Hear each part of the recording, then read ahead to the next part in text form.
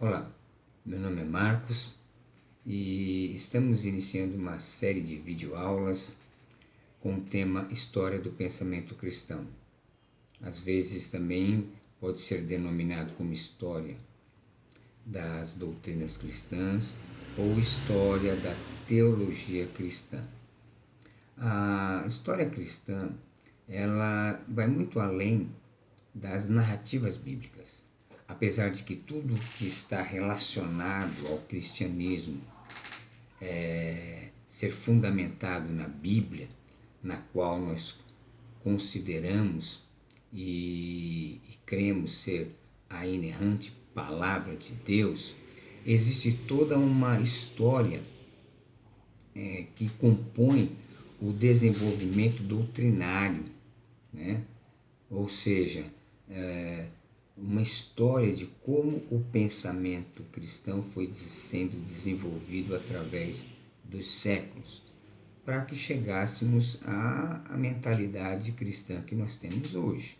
O cristianismo ele nasce, ou ele surge com o nascimento, com a morte e ressurreição do Senhor Jesus Cristo, e se estabelece a partir dos seus ensinos transmitidos aos seus discípulos, posteriormente chamados apóstolos, e daquilo que os apóstolos passaram à igreja através dos seus escritos, que ficou sendo registrado, suas cartas, suas epístolas.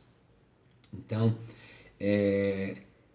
nós temos que entender uma coisa: a forma que nós pensamos hoje não é uma forma que surgiu do nada.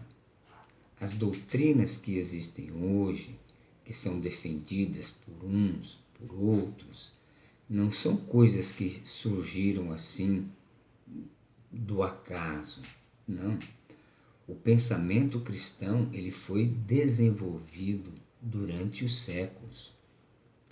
Até porque, meus queridos, se não houvesse essa sistematização doutrinária para dar uma cara, para dar um corpo ao cristianismo, para ajudar as pessoas a compreenderem melhor a fé cristã, talvez o cristianismo poderia ter se tornado uma religião metafísica ou uma religião mitológica. Então, a doutrinação ou estabelecimento de doutrinas foi fundamental para que o cristianismo permanecesse e continuasse, se desenvolvesse a ponto de chegar onde nós chegamos. Ou seja, o cristianismo hoje é considerado uma das maiores religiões do mundo, ou se não a maior, a que mais impacto causou na história. Então é importante a gente entender como se desenvolveu todo esse pensamento. Por quê? Porque assim nós vamos compreender melhor a maneira que pensamos, porque cremos dessa forma.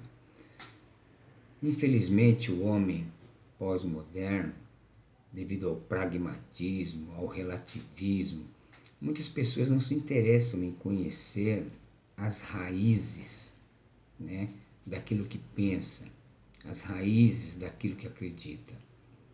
Então, o estudo da história do pensamento cristão, ele serve justamente para isso, para nos situar a entendermos e compreendermos o porquê pensamos da forma que pensamos.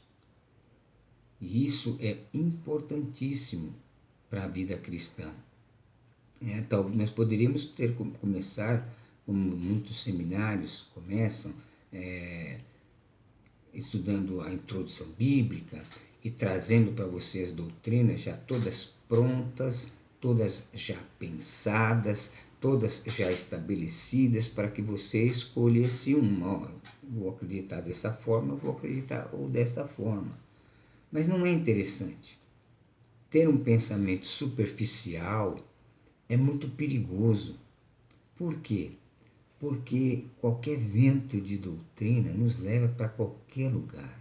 qualquer ideia nova e atraente pode parecer verdadeira e real, mas não é.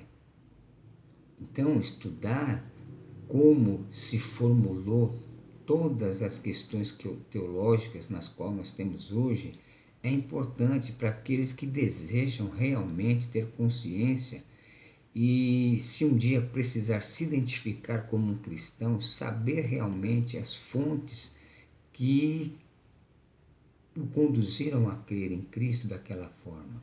Né? Hoje nós temos muita discussão, às vezes, arminiano, calvinista, teologia liberal, teologia da prosperidade, teologia do processo, teologia disso, teologia daquilo.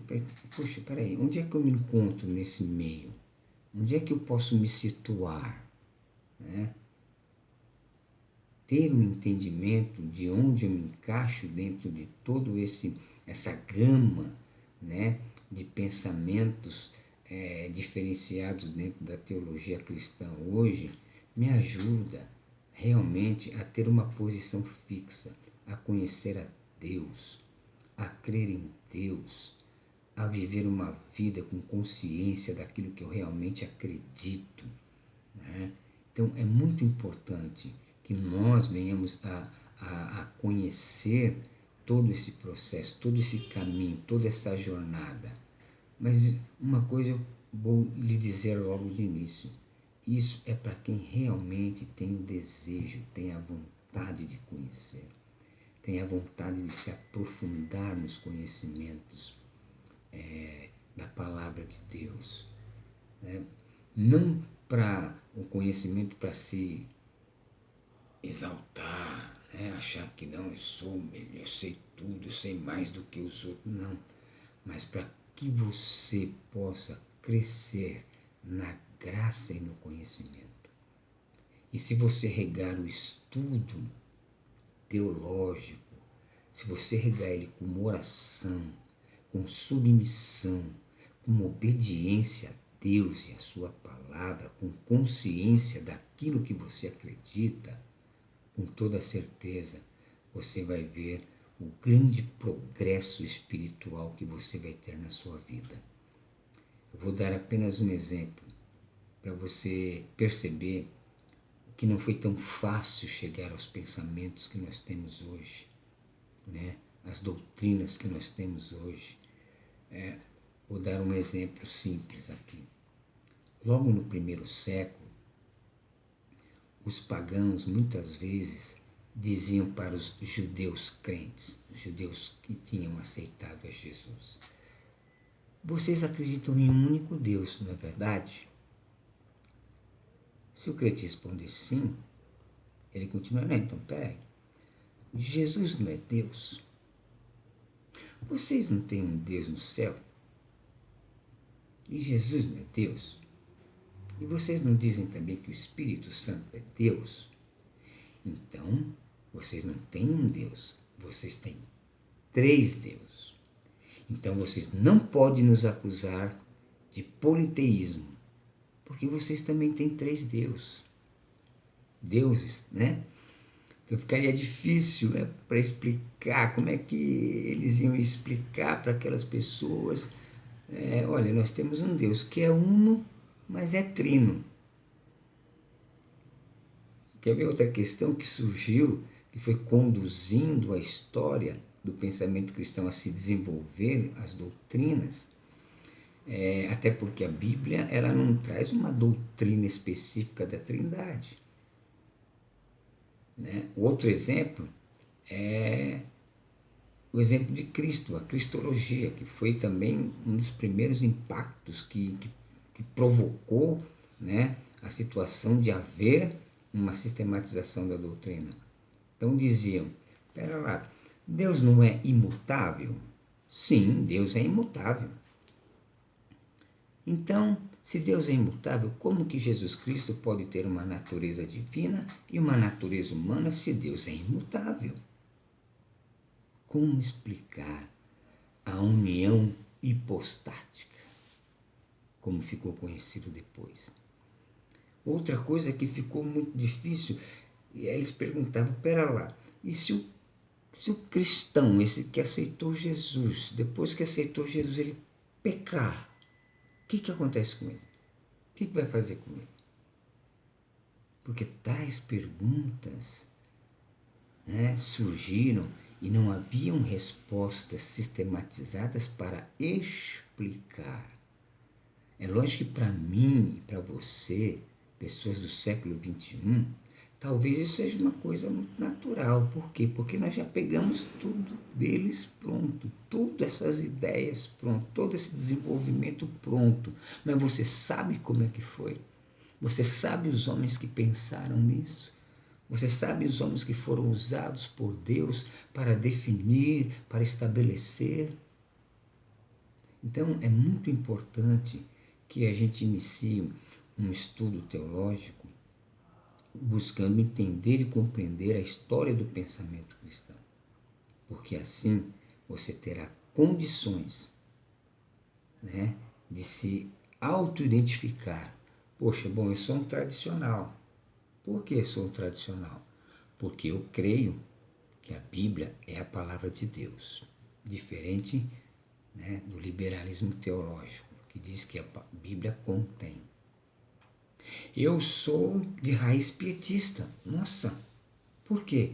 Porque foi através do pietismo que começou-se ao pensamento da experiência pessoal com Deus na conversão, coisa que não havia acontecido nem no momento da reforma. Então tenho raízes pietistas, sim, tenho. Mas eu sou também pentecostal. Nossa, por quê? Porque eu creio na atualidade dos dons espirituais. Então você percebe que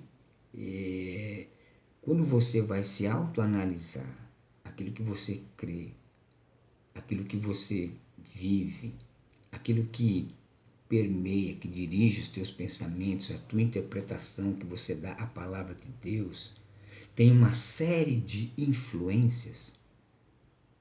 Eu sou um cristão, obreiro na casa de Deus, na igreja evangélica Assembleia de Deus, mas tenho raízes tradicionais, tenho raízes do pietismo e tenho raízes do pentecostalismo.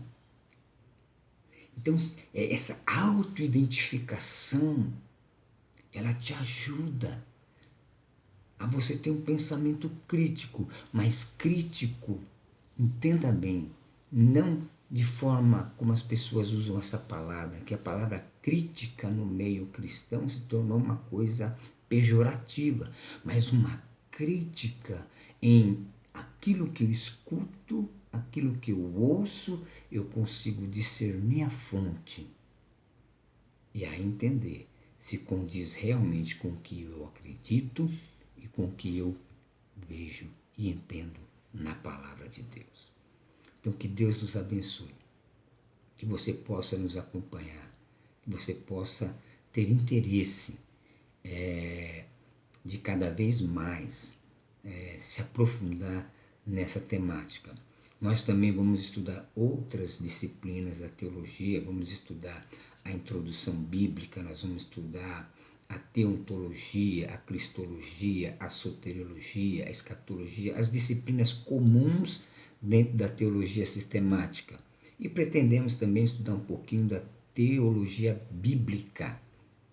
Mas o primeiro passo é compreender a natureza dos nossos pensamentos, como eles foram desenvolvidos.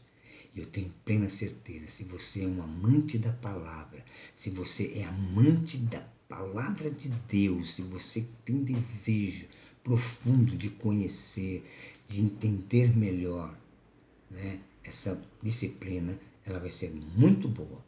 Agora, se você quiser simplesmente encontrar respostas prontas, aí essas aulas não vão ser aulas para você. Essas aulas serão para quem quer caminhar, como se voltássemos lá no primeiro século, voltássemos lá aos pais da igreja e começássemos a caminhar, toda aquela caminhada, né, toda aquela jornada até estabelecer os embates com os hereges, com as doutrinas heréticas e todo esse desenvolvimento.